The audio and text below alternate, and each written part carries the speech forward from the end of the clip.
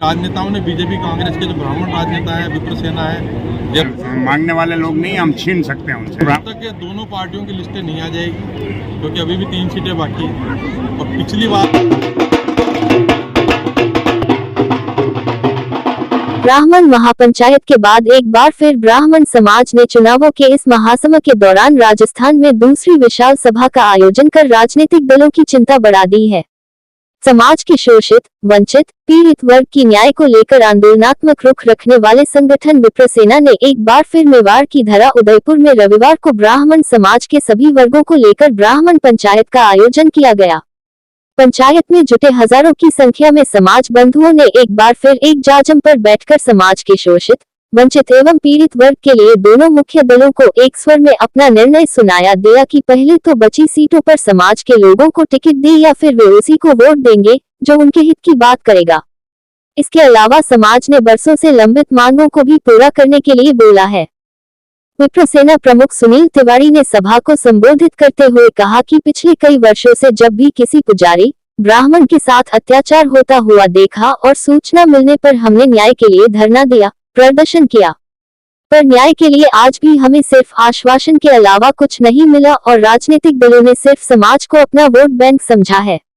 अपने संबोधन में विप्र सेना प्रमुख ने दोनों राजनीतिक दलों को मंच से चेतावनी देते हुए कहा कि हम आचार्य चाणक्य के वंशज हैं। अगर समाज की मांगों को लेकर अभी भी आप नहीं चेते तो इस बार समाज अपनी ताकत दिखाएगा और 100% मतदान करेगी और समाज के हक की बात करने वाले के पक्ष में करेगी, चाहे वो किसी भी दल का हो। जहां समाज का प्रत्याशी नहीं होगा वहां भी हमारे समाज के हक की बात करने वाले प्रत्याशी के समर्थन में मतदान करेगा और यह निर्णय पूरा समाज का होगा। सभा के बाद तिवारी ने मीडिया के सामने जो कहा वह भी सुन लीजिए। जय परशुराम। यहाँ क्षेत्रीय में जो राजनीति देखी जाए तो यहाँ पे भारतीय जनता पार्टी की भी 2 लिस्टें आ चुकी है, उसके बावजूद ब्राह्मण को अभी तक प्रतिनिधित्व तो बिल्कुल नहीं मिला है।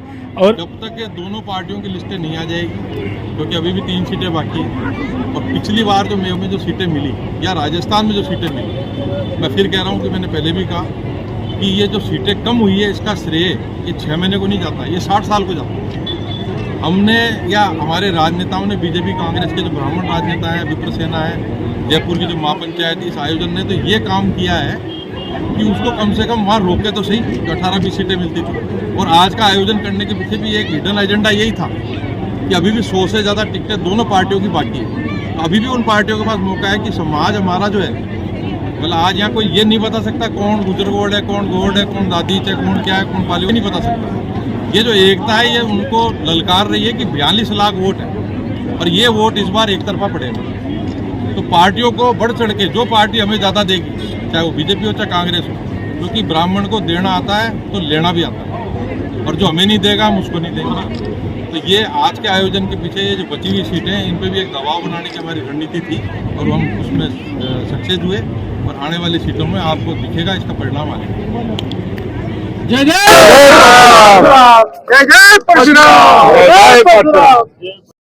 और यहाँ हमारी मांग थी 10% से 14% आरक्षण की, सनातन बोर्ड की स्थापना की, केंद्र सरकार परशुराम जयंती के दिन छुट्टी रखे।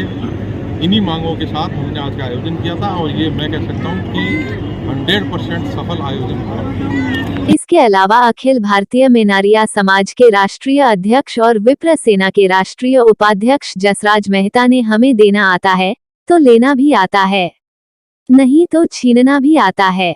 सुनिए मेहता ने क्या कुछ कहा। रहेगा ब्राह्मण जो मांगता है, अगर नहीं देने का जो है, अगर गवर्नमेंटों ने प्रयास किया तो हम जो है मांगने वाले लोग नहीं, हम छीन सकते हैं उनसे। ब्राह्मण एकता से हम राजनीति में भी जो है जहाँ पिछड़ गए थे हम निश्चित रूप से आगे बढ़े। हमारी ताकत है, हमारी ताकत को प्रदर्शित करने के लिए हमारी बहनों ने, हमारी भाइयों ने जो आज एकता प्रदर्शित की है, मैं सबको जो है बहुत बहुत धन्यवाद देता हूँ। कार्यक्रम का संचालन प्रदेश उपाध्यक्ष घनश्याम मेनारिया व जिला प्रभारी भरत शर्मा ने किया। आपको बता दें कि समाज ईडब्ल्यूएस आरक्षण को 10 से बढ़ाकर 14% करने समेत इसमें सभी विसंगतियों को दूर करने और पंचायती राज विभाग में भी लागू करने की मांग कर रहा है। इसके अलावा पंडित पुजारी संरक्षण एक्ट बनाने, विप्र आयोग का गठन करने, मंदिर माफी की जमीनों से अतिक्रमण को हटाने, पुजारी के साथ मारपीट को गैर जमानती अपराध घोषित करने, सनातन संस्कृति के संरक्षण हेतु सनातन बोर्ड बनाने की भी मांग कर रहा है। इससे पहले सुबह 5101 महिलाओं ने जिला अध्यक्ष सुरभि मिनारिया के नेतृत्व में कलश यात्रा निकाली।